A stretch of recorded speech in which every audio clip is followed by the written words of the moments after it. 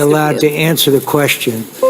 Senators will allow the chair to control the hearing. Senator Harris, let him answer. Please do. Thank you. We talked about it, and we talked about the real principle that's at stake. It's one that I have some appreciation for, as having spent 15 years in the Department of Justice, 12 as United States Attorney, and that principle is that the Constitution provides the head of the executive branch certain privileges, and that members, one of them is confidentiality of communications, and it is improper for agents of any department any departments in the executive branch to waive that privilege without a clear approval Mr. Chairman, of the president. I have asked. And that's the situation Mr. we're in. For a yes or no. Did you ask? So the answer is yes, I consulted. Did you ask your staff to see the policy? Senator expired. Apparently Senator not. Cornyn.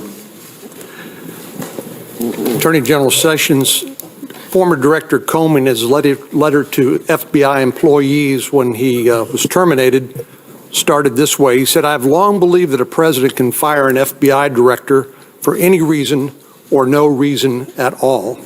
Do you agree with that?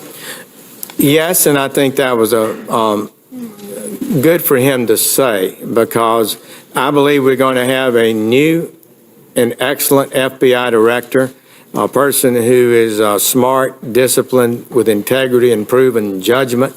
That would be good for the Bureau, and I think that statement probably was a valuable thing for Director Comey to say, and I appreciate that he did.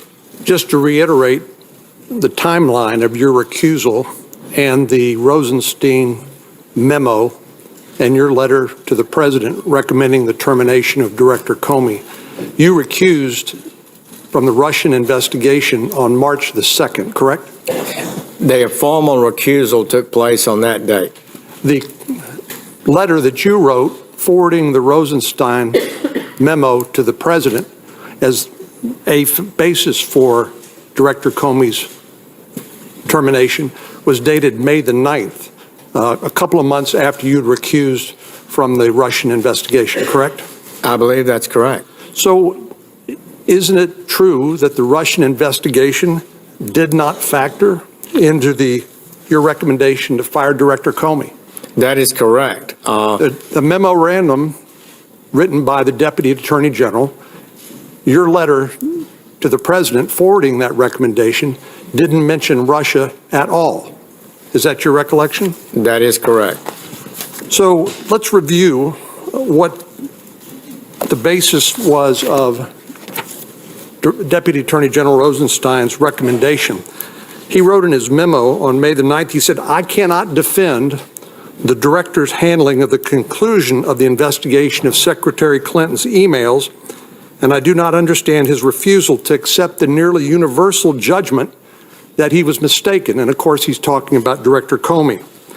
He went on to say the director, that was Director Comey at the time, was wrong to usurp the Attorney General's authority on July the 5th, 2016. You'll recall that was the date of the press conference he held.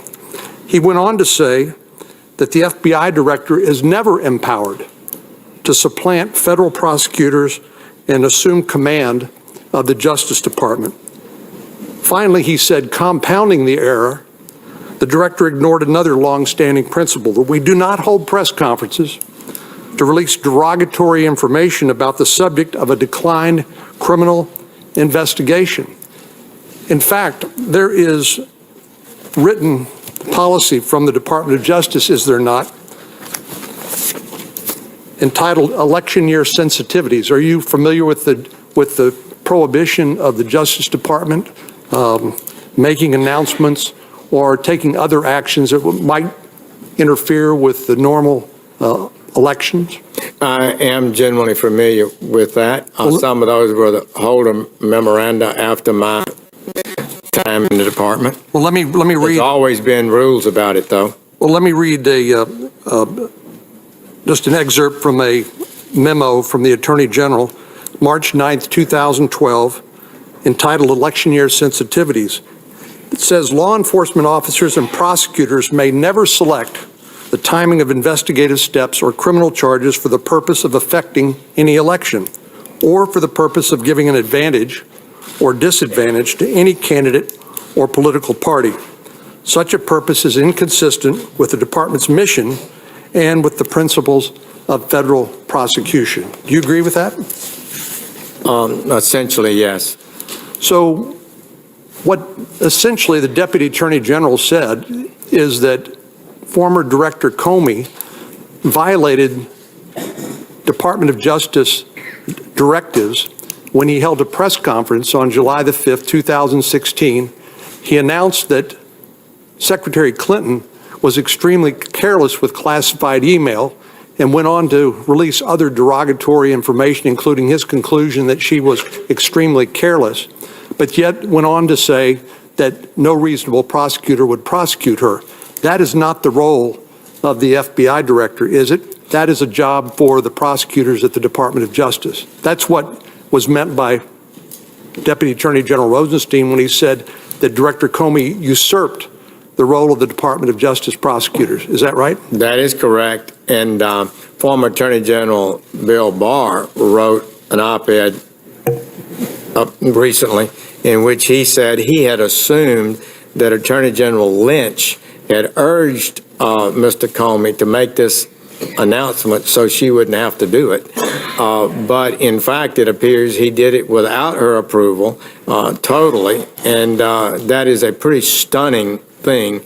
It is a stunning thing, and it violates fundamental powers. And then when he reaffirmed that the rightness he believed of his decision on May 3rd, I think it was, that was additional confirmation that the director's thinking was not clear. Senator Reid. Thank you very much, Mr. Chairman. First, a point, Attorney General. Senator Heinrich and others have raised the issue of longstanding rules. If there are written rules to this effect, would you provide them to the committee, please? I will. Thank you very much. Now, Senator Corn has made the point that the whole substance of your recommendation to the president to dismiss Director Comey was his unprofessional conduct with respect to the Clinton administration. Is that correct? I supported everything that the Deputy Attorney General put in his memoranda as good and important factors to use in determining whether or not he had conducted himself in a way that justified continuing in office. I think it pretty well speaks for itself, and I believe most of it did deal with that.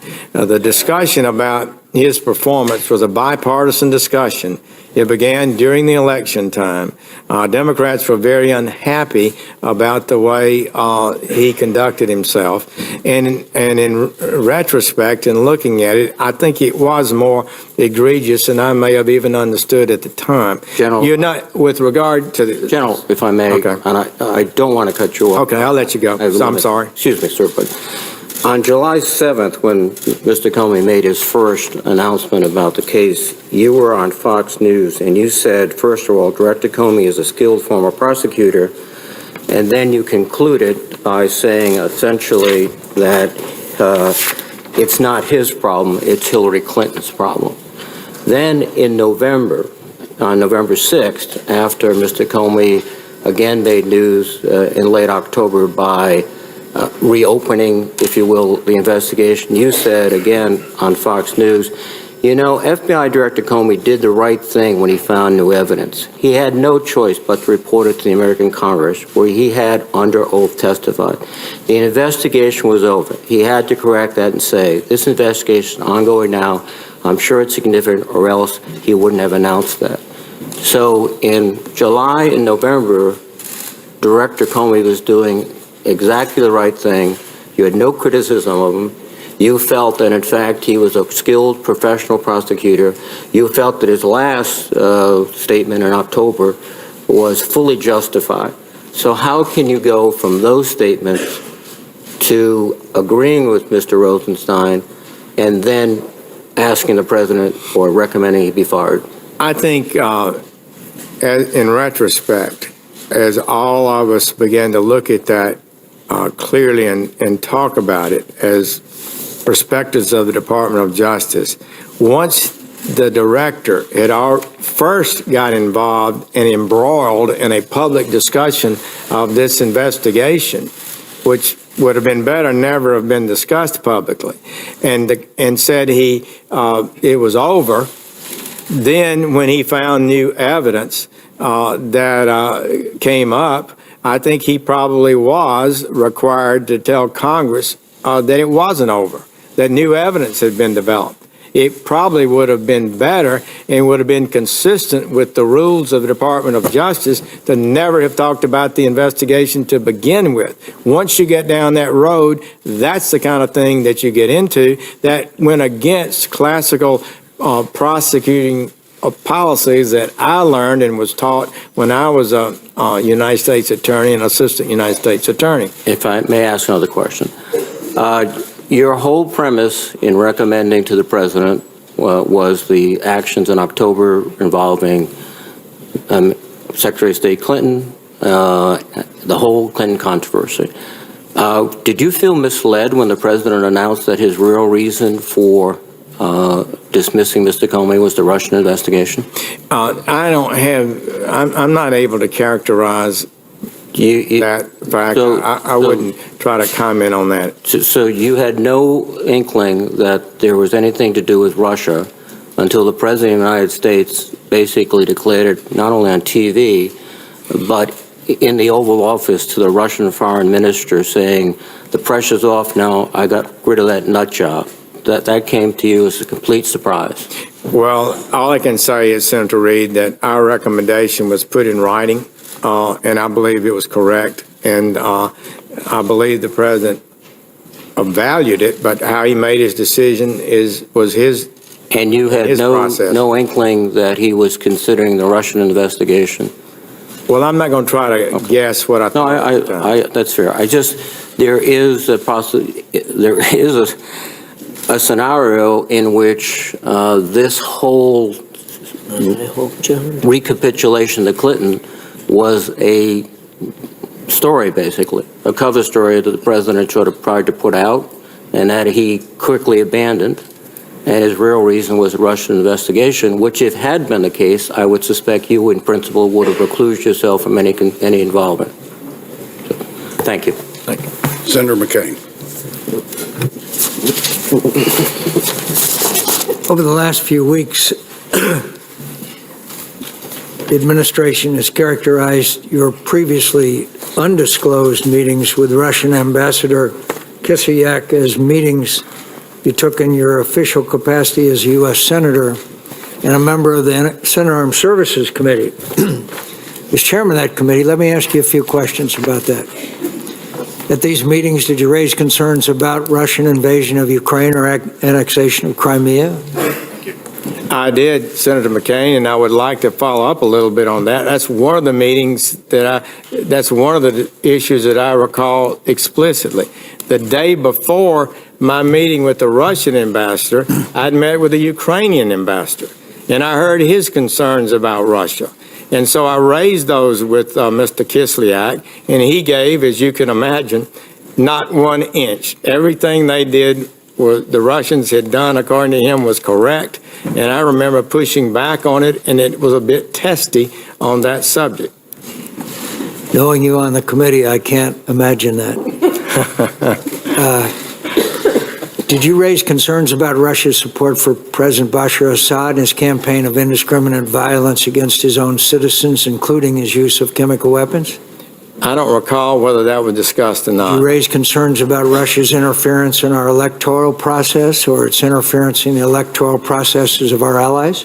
I don't recall that being discussed. At those meetings, if you spoke with Ambassador Kislyak in your capacity as a member of the Armed Services Committee, you presumably talked with him about Russia-related security issues that you have demonstrated as important to you as a member of the committee?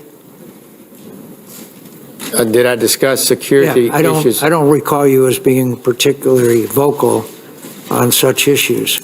Repeat that, Senator McCain. I'm sorry. The whole Russia-related security issues that you demonstrated as important to you as a member of the committee. Did you raise those with him? You mean such issues as nuclear issues or? Yeah, in other words, Russia-related security issues. In your capacity as the chairman of the Strategic Forces Subcommittee, what Russia-related security issues did you hold hearings on or otherwise demonstrate a keen interest in? We may have discussed that.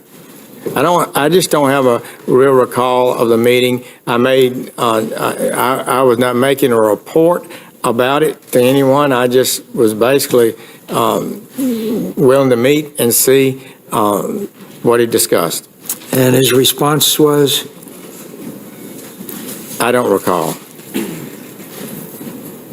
During the 2016 campaign season, do you have any contacts with any representative, including any American lobbyist or agent of any Russian company within or outside your capacity as a member of Congress or a member of the Armed Services Committee? I don't believe so.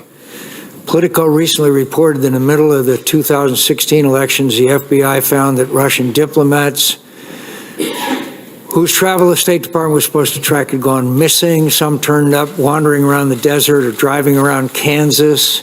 Reportedly, intelligence sources conclude that after about a year of inattention, these movements indicate, one, that Moscow's espionage ground game has grown stronger and more brazen, and that quietly the Kremlin has been trying to map the United States telecommunications infrastructure. What do you know about this development and how the Justice Department and other relevant U.S. government agencies responding to it? We need to do more, Senator McCain. I am worried about it. We also see that from other nations with these kind of technological skills like China and some of the other nations that are penetrating our business interest, our national security interest. As a member of the Armed Services Committee, I did support and advocate, and I think you supported legislation that would, and it's ongoing now, that requires the Defense Department to identify weaknesses in our system and how we can fix them. But I would say to you, Senator McCain, that is in my short tenure here in the Department of Justice, I've been more concerned about computer hacking and those issues than I was at in the Senate. It's an important issue, you're correct. The Washington Post reported yesterday Russia has developed a cyber weapon that can disrupt the United States power grids and telecommunications infrastructure. This weapon is similar to what Russia or Russian allied hackers used to disrupt Ukraine's electrical grid in 2015. Can you discuss a little bit in open session how serious that is? I don't believe I can discuss the technological issues, just to say that it is very disturbing that the Russians continue to push hostile actions in their foreign policy, and it is not good for the United States or the world or Russia, in my opinion. Do you believe we have a strategy in order to counter these ever-increasing threats to our national security and our way of life? Not sufficiently. We do not have a sufficient strategy dealing with technological and IT penetrations of our system. I truly believe it's more important than I ever did before, and I appreciate your concern and leadership on that issue. And in fact, all of Congress is going to have to do better. Senator's time's expired. Chair would recognize the Vice Chair. Thank you, Mr. Chairman, and General Sessions, thank you. I particularly appreciate your last comments with Senator McCain about the seriousness of this threat, and it's why so many of us on this committee are concerned when the whole question of Russian intervention, the president continues to refer to it as a witch hunt and fake news, and there doesn't seem to be a recognition of the seriousness of this threat. I share, I think most members do, the consensus that the Russians massively interfered. They want to continue to interfere, not to favor one party or another, but to favor their own interest. And it is of enormous concern that we have to hear from the administration how they're going to take that on. I also believe comments have been made here about where we head in terms of some of the Trump associates who may have had contacts with Russians. Candidly, we've not gotten to all of that yet because of the unprecedented firing of the FBI director that was leading this very same Russia investigation that superseded some of our activities. So those members who I hope will equally pursue the very troubling amount of smoke, at least, that's out there between individuals that were affiliated with the Trump campaign, possible ties with Russians. I've not reached any conclusion, but we've got to pursue that. Final comment, I understand your point, but you have to, there were a series of comments made by Mr. Comey last week. I think members on this side of the aisle have indicated understand executive privilege, understand classified setting. I do think we need, as Senator Reid indicated, and Senator Harris and others, if there are these long-standing written procedures about this ability to have some other category to protect the conversations with the president, we'd like to get a look at them, because we need to find out, in light of some of the contradictions between today and last week, where this all heads. At the end of the day, this is not only, let me restate what I said the last time, this is not about relitigating 2016. It is about finding out what happened, about some of the serious allegations about potential ties, but on a going forward basis, making sure that the Russians who are not finished in terms of their activities didn't end in the election day of 2016. We know that is ongoing, and we have to be better prepared on a going forward basis. Thank you, Mr. Chairman. Thank you, Vice Chairman. Mr. Chairman, one brief comment, if you mind. I do want to say that there are chains at the top of the FBI should have no impact whatsoever on the investigation. Those teams have been working, and they'll continue to work, and they've not been altered in any way. But there were a number of very strange comments that Mr. Comey testified last week that you could have, I believe, shed some light on. But we'll continue. Thank you, sir. General Sessions, thank you again for your willingness to be here. Not sure that you knew it, but your replacement sat through most of this hearing, Luther Strange. He's made us regret that we don't have intramural basketball teams on 6'9". Big Luther is a good round ball player at Tulane. You've been asked a wide range of questions, and I think you've answered things related to claims about the meeting at the Mayflower. You've answered questions that surround the reasons of your recusal and the fact that you had never been briefed since day one on the investigation, that you made clear that you can't think of any other conversations that you've had with Russian officials. You've covered in detail the conversation that you had, though brief, with Director Comey that he referenced to after his private meeting with the president. Just to name a few things that I think you've helped us to clear up.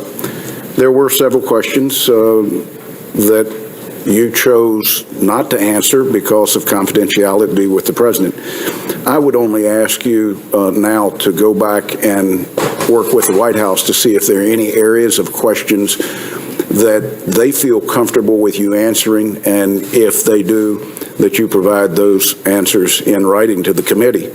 I would also be remiss if I didn't remind you that those documents that you can provide for the committee, they would be helpful to us for the purposes of sorting timelines out.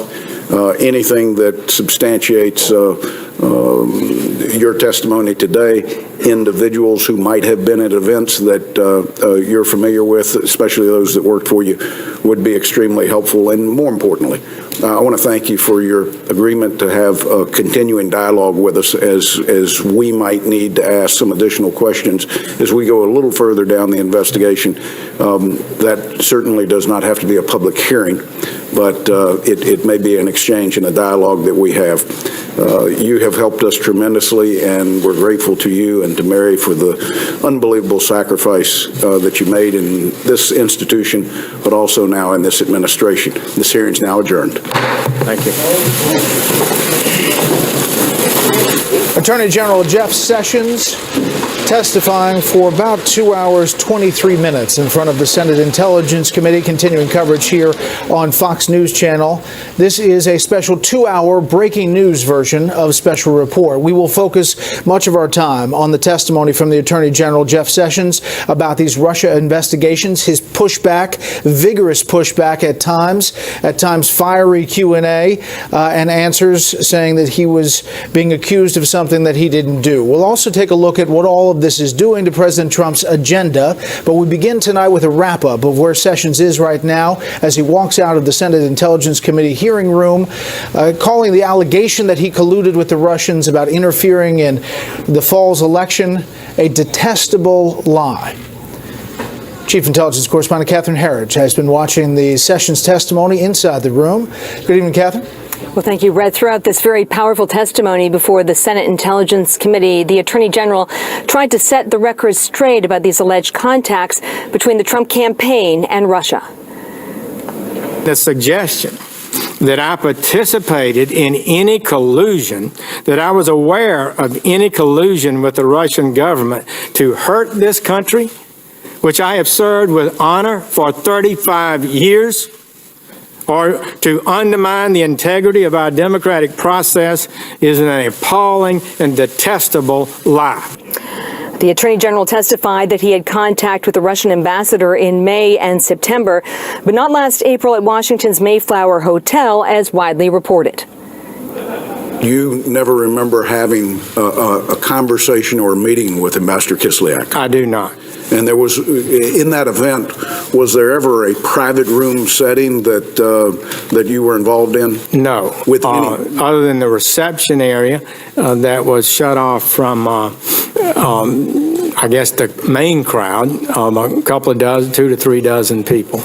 Sessions testified that he recused himself in March from the ongoing probe because of his Trump campaign role and Justice Department regulations, not his Russian contacts, a claim questioned by a senior Democrat.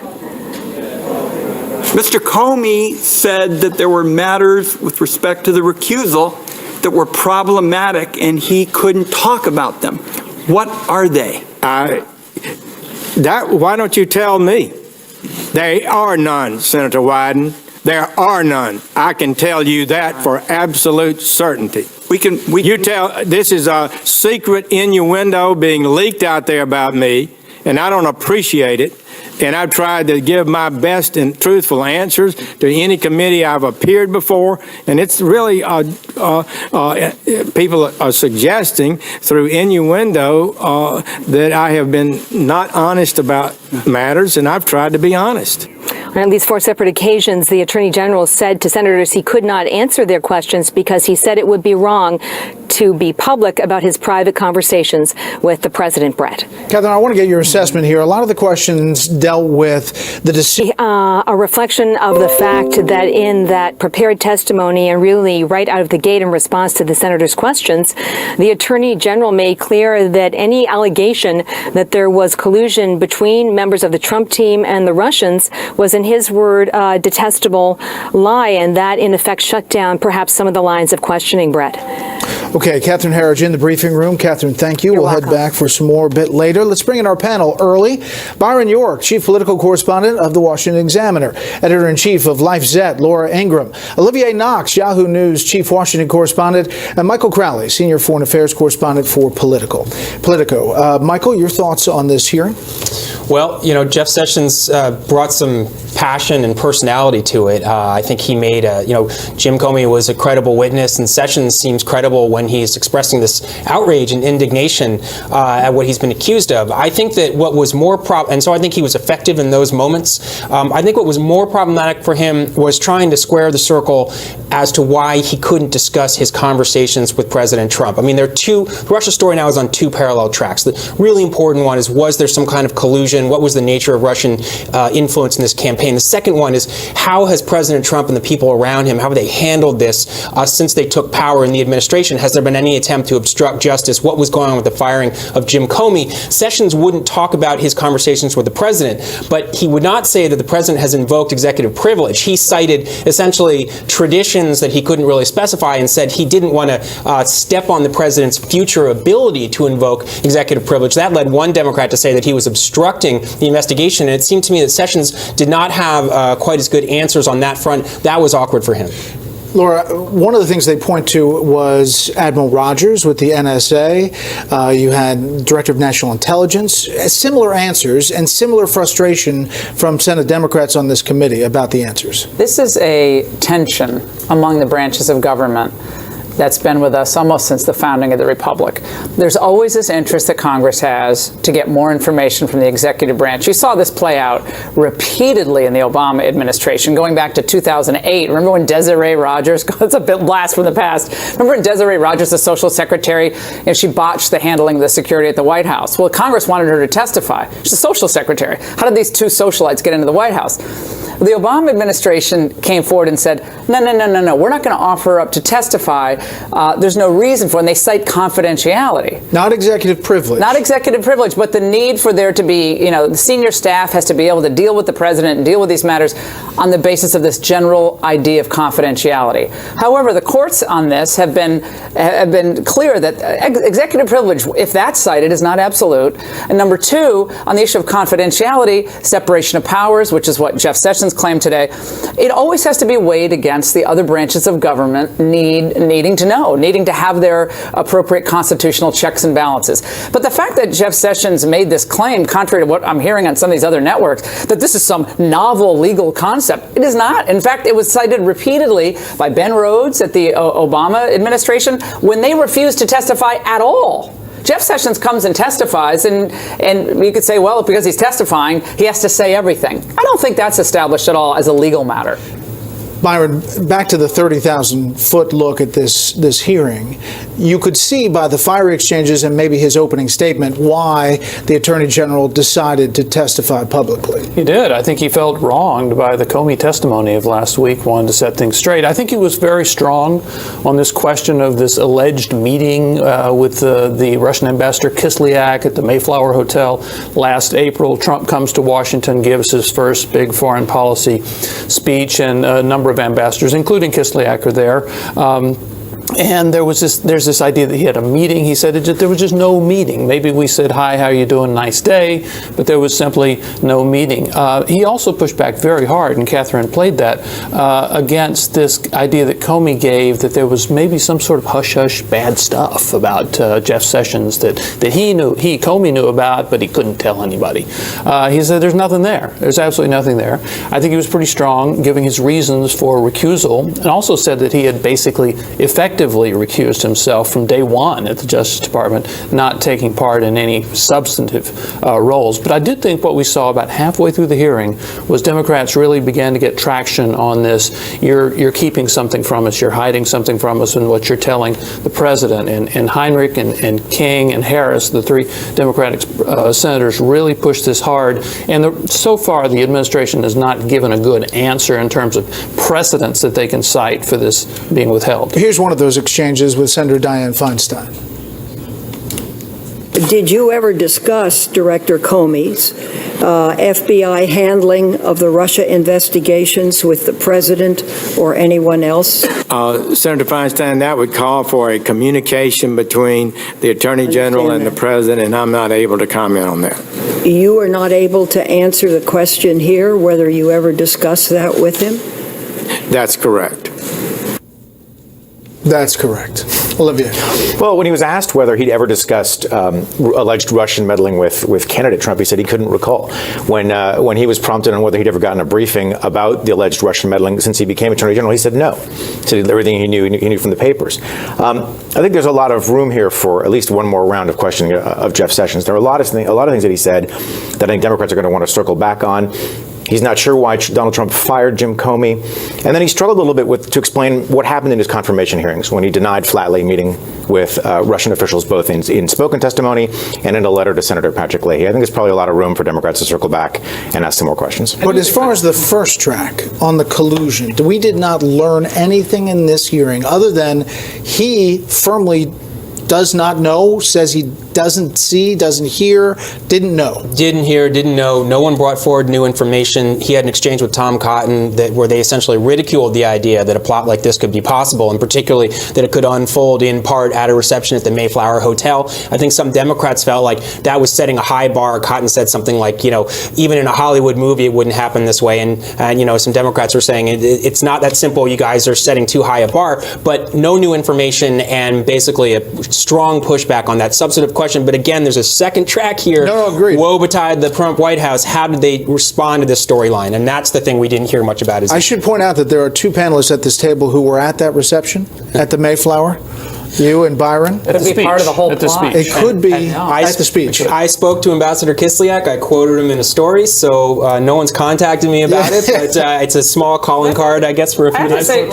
Could be a subpoena. Well, I think when people talk about having discussions with, like when you're like, did you have a discussion with, if someone says hi, or is like, hey, how you, is that a discussion? I think you got to go back to the other question here, the desire for Sessions to come to Congress. There are other people who refuse to testify before Congress. Susan Rice is one of them. Now, why isn't she not testifying? Is she going to claim some confidentiality? Because the Republicans would ask, did you have any conversations with Barack Obama or any other senior staff about unmasking names, identities? What would she cite? Would she cite executive privilege? If she didn't, would she cite confidentiality or separation of powers? I imagine she would, and I imagine the Democrats would have no problem with it. That's the other nugget I wanted to pull out. He did confirm the existence of multiple probes into leaks of information out of the administration, and said that some people would probably be sorry that they leaked. I think that that's the first time we've had ironclad confirmation from DOJ about the existence of those investigations. But I do think he's hesitant to talk fully about his interactions with the president, in part because there's so much he doesn't know. He'll say, well, I recommended that Director Comey be dismissed because of his handling of the Clinton matter. And the senator says, yeah, but what did President Trump say about that or think about that? And Sessions' his honest answer is, I don't know. Right. I mean, why did Donald Trump do this? Look what he told Lester Holt on NBC, so something different. Yeah. Panel, thank you. We'll see you later. Let's check in now with what the president is doing and what the White House is saying about Attorney General Sessions' testimony. The president is currently in Wisconsin for a jobs and apprenticeship event. Chief White House correspondent John Roberts fills us in tonight from the North Lawn. Good evening, John. Good evening to you too, Brett. Specifically, the president is in Waukesha, Wisconsin, at a technical college where he's talking about the lack of skilled people to fill some 6 million jobs in this country that have gone wanting. The president there on the tarmac when he touched down, meeting with what he calls more victims of Obamacare and the need to get his health care bill passed. So the president is basically in worry mode, seemingly unconcerned about what was going on Capitol Hill today. We haven't even been able to find out if the president watched any of the hearing on Air Force One, but we were told by White House officials that they were very happy with with Sessions' testimony, saying, quote, he has been impressive. He's, quote, definitely forcefully pushing back against accusations of wrongdoing, and that he, quote, went hard against Senators Wyden and Heinrich. The Republican National Committee has been handling a lot of the rapid response this afternoon, pointing to the fact when Jeff Sessions said that he didn't have that meeting at the Mayflower with Sergei Kislyak. The Democrats have met with him plenty of times, that he was at the White House, Kislyak that is, 22 times during the Obama administration. I'll tell you a couple of the tweets that the GOP has sent out. Quote, AG Sessions denied the supposed third meeting with Russians in 2016. That debunks 3 false media narratives this week. They're going on to say, quote, the following Democrats met with Russian officials in recent years: Nancy Pelosi, Chuck Schumer, Claire McCaskill, and Senator Feinstein. And then the chairwoman of the Republican National Committee, Ronna Romney McDaniel, saying, quote, for 50 years, Jeff Sessions has sworn to protect and uphold the Constitution. The notion that he would undermine the country is hashtag fake news. So in the overall, I think they're very pleased with the job that Sessions did this afternoon up there on Capitol Hill. They don't think that the Democrats put any marks on him this afternoon, Brett. So we'll see if the president weighs in on this, though, when he speaks before that technical college in Waukesha in the next few minutes. So, John, there's a big dust-up here over the last 24 hours. The story that President Trump was considering firing Mueller. straighten it out for us, addressed in today's hearings? It was addressed in today's hearing. In fact, the Attorney General was asked about it. He said that he has confidence in the former FBI director as the special prosecutor, though he could not say whether or not President Trump did. When asked if Sessions would ever take steps to remove him from his position as special prosecutor, the Attorney General said he didn't think that it was appropriate for him to do such a thing. Don't forget that the special prosecutor really rises and falls on what the Deputy Attorney General, Rod Rosenstein, thinks about him. He was asked earlier today about these allegations that the president was considering removing Mueller from his position, allegations that have been sort of roundly debunked as a friend of President Trump speaking on television after misinterpreting something that said that one of the president's legal team, Jay Sekulow, said on one of the Sunday shows over the weekend. But when Rosenstein was asked whether he would follow an order from the president to remove Mueller, here's what Rosenstein said. Well, Senator, I'm not going to follow any orders unless I believe those are lawful and appropriate orders. Under the regulation, Special Counsel Mueller may be fired only for good cause, and I am required to put that cause in writing. And so that's what I would do. If there were a good cause, I would consider it. If there were not good cause, it wouldn't matter to me what anybody says. There's a general consensus around here at the White House, Brett, that if the president were to fire the special counsel, it would probably likely be an unmitigated disaster for the president. Yeah, and quickly, John, I mean, obviously they're hoping to turn to the agenda and pushing that hard. But we've been talking like that for several days. Yeah, they keep hoping, and other events keep getting in the way. But we'll see if the president can get some of his agenda clear this evening. Again, this is Workplace Development Week. They've also got the big Cuba announcement coming up on Friday. But at the moment, I think what Sessions said on Capitol Hill and what Rosenstein said this morning will command the news cycle, at least for the next few hours. All right, we'll see you in a bit, John. Thank you. Up next, the day's other big stories: security guards gunned down in Georgia, a decorated police officer killed in Arkansas, and a bittersweet homecoming from an American student held prisoner in North Korea. A special 2-hour special report continues after this.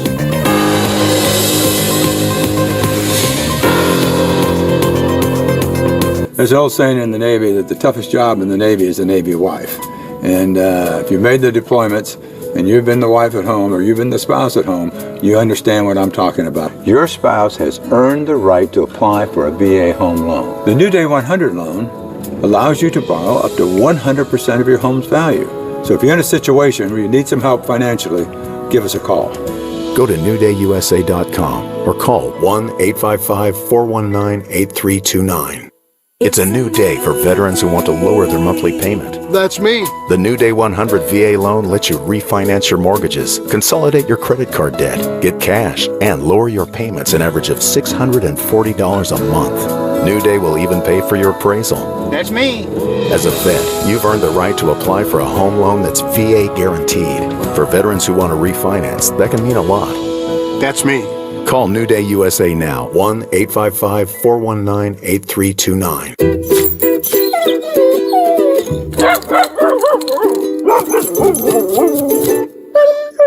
Is your dog trying to tell you something? Allergic itch in dogs is a medical condition that's more common and treatable than you think. That's why there's prescription Apoquel, the revolutionary medicine that's giving millions of dogs the relief they deserve. Apoquel goes to the source of the itch to provide relief in as little as 4 hours. And Apoquel is safe without many of the side effects associated with the use of steroids.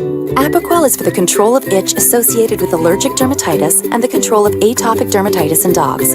Do not use Apoquel in dogs less than 12 months old or those with serious infections. Apoquel may increase the chance of developing serious infections and may cause existing parasitic skin infestations or pre-existing cancers to worsen. Do not use in breeding, pregnant, or lactating dogs. Most common side effects are vomiting and diarrhea. Don't wait. Ask your veterinarian about Apoquel today. Apoquel. It's itch relief worth barking about. Same hotel? Same price? No! There's a bunch of different prices out there all over the internet. Trivago instantly compares them to find your ideal hotel for the best price. Hotel Trivago. At our Joseph A. Bank Father's Day sale, save up to 60% on almost everything. With all executive suits just $199, plus 2 for $89 on all dress shirts and sports shirts, and $119 for a great selection of shoes. Only at Joseph A. Bank. Here you go, little guy. A cockroach can survive submerged underwater for 30 minutes. Wow. Yeah.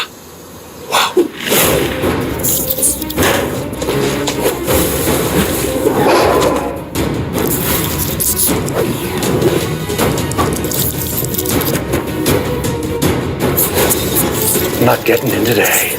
Not on my watch. Pests never stop trying to get in. We never stop working to keep them out. Terminix, defenders of home.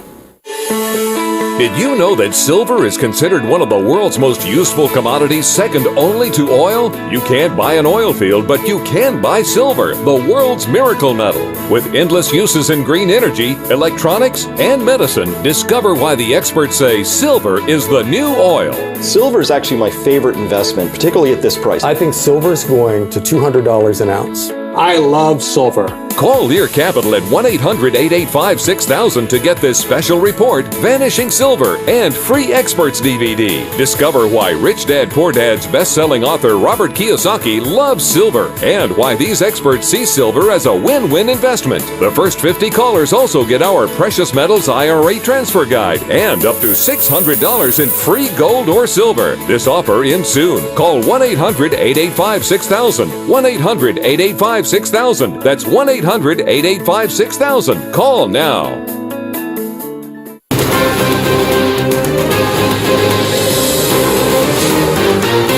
An American held prisoner by North Korea is on his way home tonight, but under far less than ideal circumstances. It comes as the communist regime hosts another visit by this country's unlikely, unofficial diplomat. Correspondent Rich Edson is at the State Department tonight with the latest. Good evening, Rich. Good evening, Brett. And Otto Warmbier is on his way back to Ohio. He will receive a full medical evaluation when he arrives, as North Korean diplomats say he has been in a coma for a year. This comes as a State Department official says a week ago, the U.S. met with North Korea's ambassador to the United States.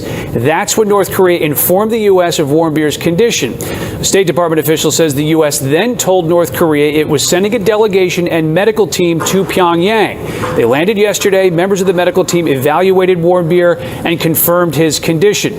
They took off for the United States today. And this morning, Secretary of State Rex Tillerson announced the release. The Department of State has secured the release of Otto Warmbier from North Korea. He is on his way en route home to be reunited with his family.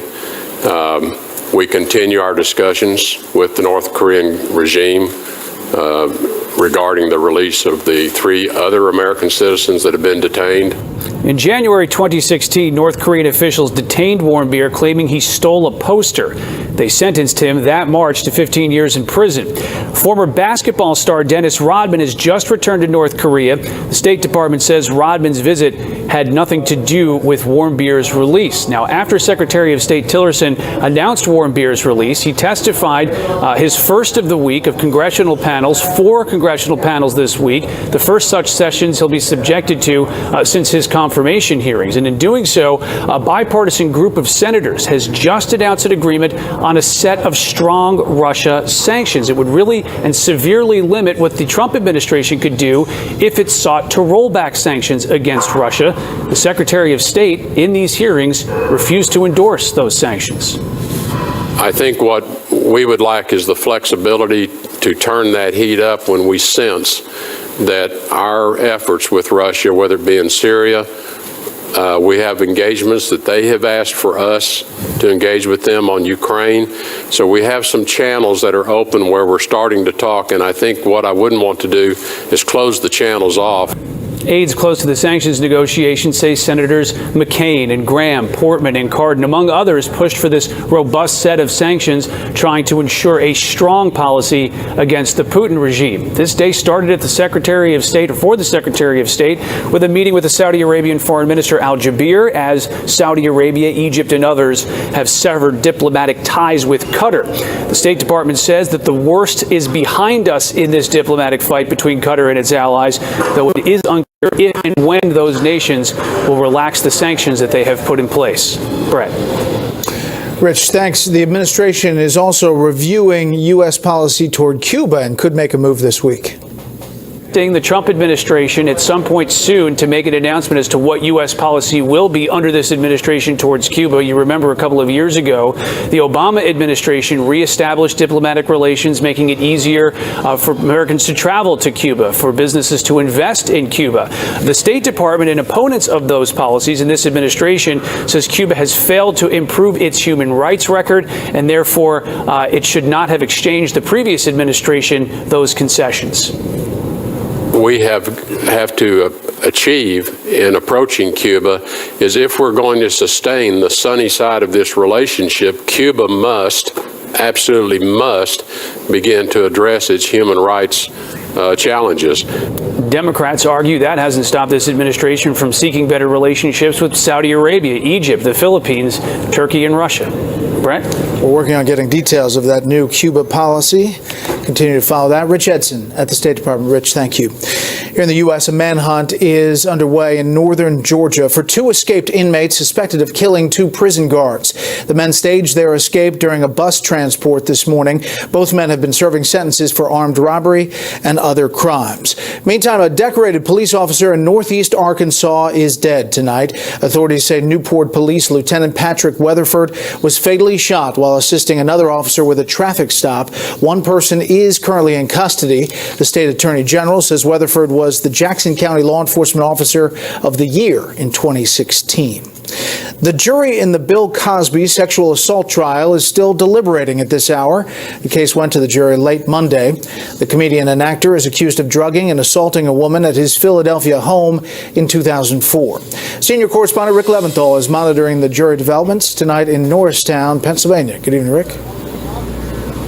Good evening, Brett. Roughly 11 hours of deliberation so far, interrupted by 4 separate questions from the jury. 2 of them focused on Bill Cosby's own words from depositions that he gave more than a decade ago when the alleged victim, Andrea Constant, first came forward with allegations that the man she considered a mentor gave her pills to knock her out and then sexually assaulted her. Cosby's lawyers say the comedian and Constant, an employee with the Temple University basketball program at the time, had a relationship and that the act was consensual. But prosecutors say there was no consent if a person is unconscious, and that Cosby's act was part of a pattern of behavior. There are at least 50 women who've come forward to make similar claims over incidents they say happened over the past 40 years. The prosecution wanted to call a dozen of them. Only one of those women was actually allowed to testify in this case, in which Cosby faces 3 counts of aggravated indecent assault and could spend up to 10 years in prison on each count if convicted. The defense rested its case after 6 minutes yesterday, in part because they say the judge wouldn't let them call a witness who claims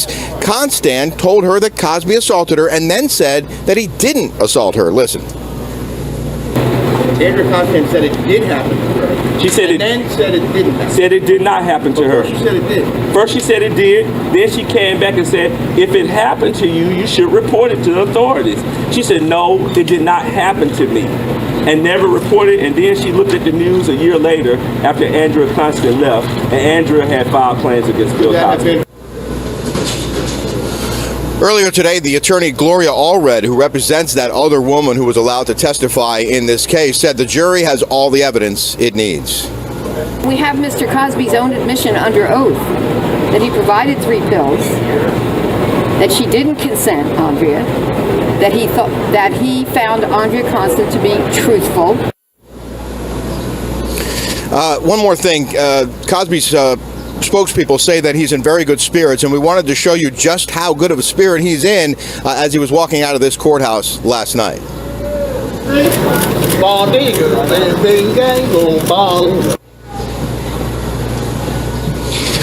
So the jury continues its deliberations here. If Cosby is convicted on these counts, each count carries up to 10 years in prison and a $25,000 fine. Of course, Brett, we will be here to bring you the verdict if and when it happens. And we'll bring that breaking news if it happens. Rick Leventhal, thank you. The man who brought us The Apprentice talks about the benefits of apprenticeship for the U.S. economy. That's next.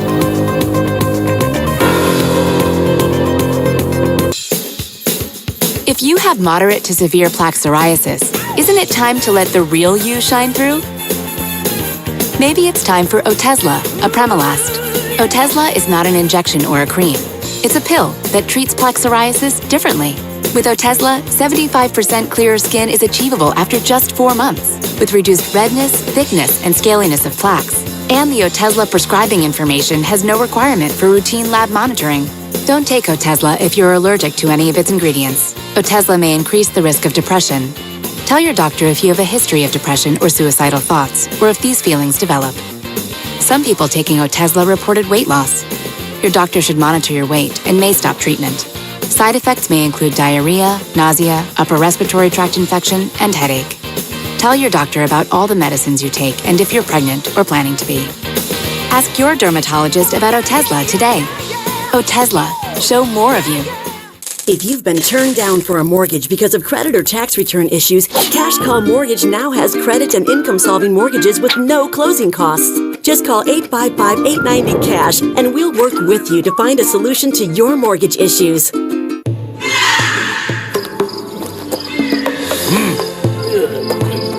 Forge of Empires. Develop your own city from the Stone Age to the future. Available in the App Store and at FOE.tv. Think you know New York State? Think again. This is the new New York. We are building new airports all across the state. New roads and bridges. New mass transit.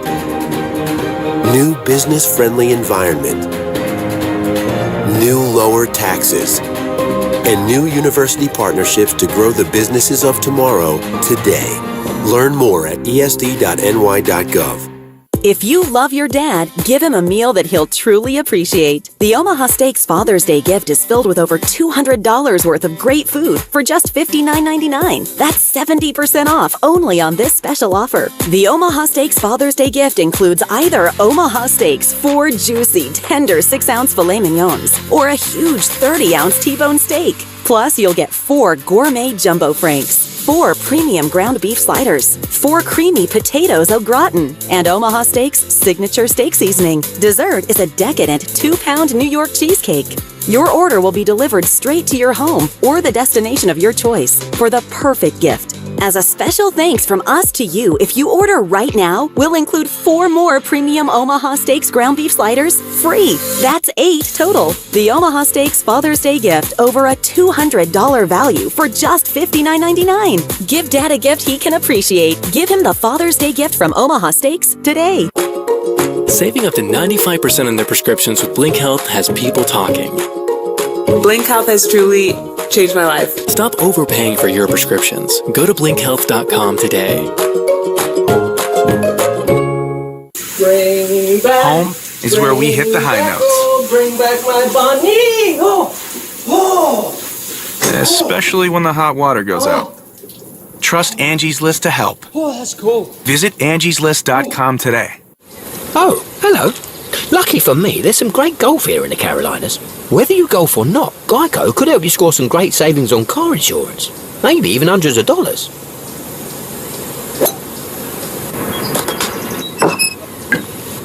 Whoa!